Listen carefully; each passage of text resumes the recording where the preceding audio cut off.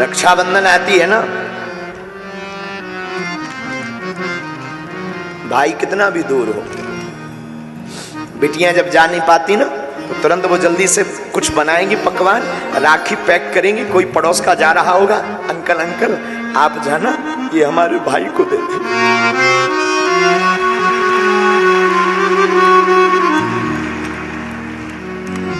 वरना सोनी कलाई रहेगी। रात को पिता हारा थका आवे, कई बार हमने आजमाया है, बेटा नहीं उठता है, आगे तो आ जाने दो, दरवाजा तक नहीं खोलता है। पर कभी तुम अनुभव करना, यहां पर जितने भी पुरुष बैठे हैं तुम अनुभव करना, बेटा नहीं उठेगा और बेटी तुरंत चहचहाती हुई के बाहर खेलेगी, पापा भोजन करेंगे, पापा भूखे तो नहीं हो, पापा खाना खाया, पापा मैं बना दूं। एक घड़ी बेटी की मां नहीं उठेगी आलस के कारण, लेकिन बिटिया तुरंत कहेगी पापा मैं बना दूं। ये जज्बा सिर्फ हमारी भारत की बेटियों में है, ये भारत की बेटियों में है। बेटियों को, बेटियां जिनके घर पे होती हैं, ऐसे लोग जो श्राप मानते हैं ना, मेरी प्रार्थना है बेटियां श्राप नहीं ईश्वर का वरदान है। बेटियां श्राप नहीं है, परमात्मा का दिया हुआ वरदान। तुम्हारे घर में जितनी बेटियां हो समझना ईश्वर ने तुम्हें उतना वरदान दिया है। बेटियां बोझ नहीं है, बेटियां अपना भाग्य खुद लेकर के पैदा होती हैं। पुत्र के भाग्य को तो कई बार बारह ही पुत्र पिता के धर्म, शास्त्रोक्त नीति से समझा रहे। कई बार पुत्र का भाग्य तो पिता के धर्म से बढ़ता, लेकिन बेटियां खुद भाग्य लेकर के पैदा होती हैं। इस पे हम प्रार्थना करेंगे। अशोक नगर की इस कथा ने ये इतिहास बनाया है मेरे साधुओं कि बेटियां बेटों से कम नहीं है।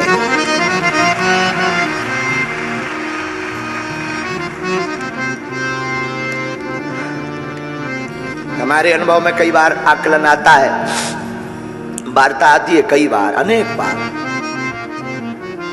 जब बिटियों की शादी हो भी जाती है, वो ससुराल भी पहुंच जाती, लेकिन जीवन पर्यंत तक चिंता बेटियों को अपने मां बाप की रहती है।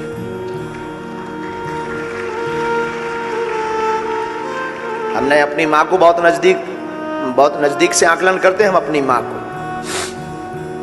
जब तक माता जी के, हमारी मां के जो माता पिता थे उनका शरीर रहा, तब तक हमारी मां का वो हमने ममत्व देखा।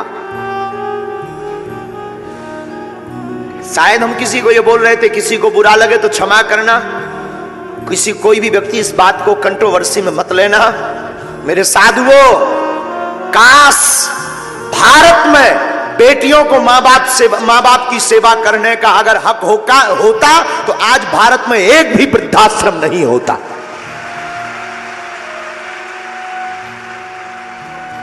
काश मां बाप की सेवा करने का अधिकार अगर बेटियों को होता बेटों की बजाय, तो भारत में एक भी वृद्धाश्रम नहीं होता। ये हम दावे के साथ कह सकते हैं।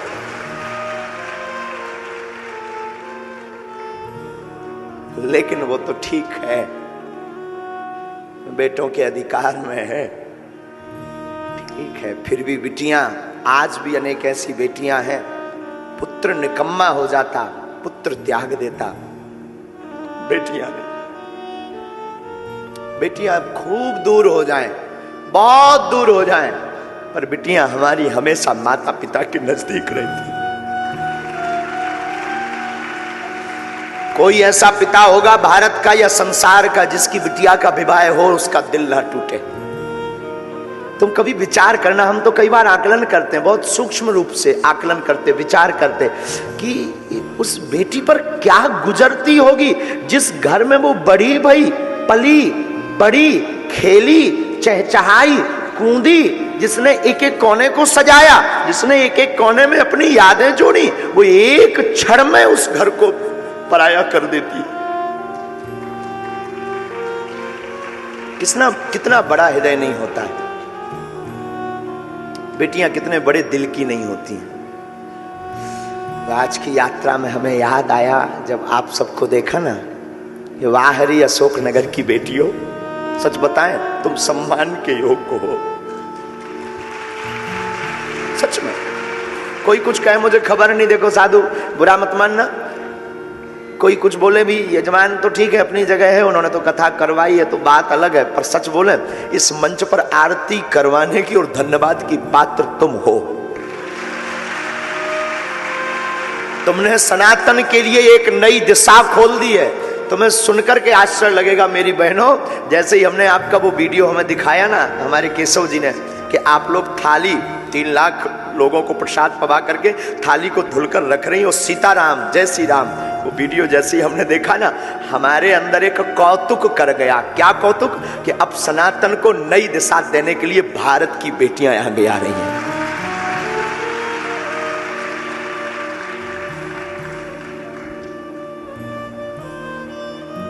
सच बोले मेरी बहनों, तुमने मुझे खरीद लिया। आज की कथा का तो मतलब आज की कथा का तो मन ही नहीं है कि कथा करे। तुमने खरीद लिया बेटियों, मेरी बहनों, खरीद लिया। क्या नई दिशा तुमने शुरू कर दी कि क्या केवल बेटे ही सनातनी हो सकते, बेटियां नहीं? क्या अद्भुत बात आपने शुरू कर दी है। बेटी जिसके घर पर होती है, याद रखना मेरे भारत के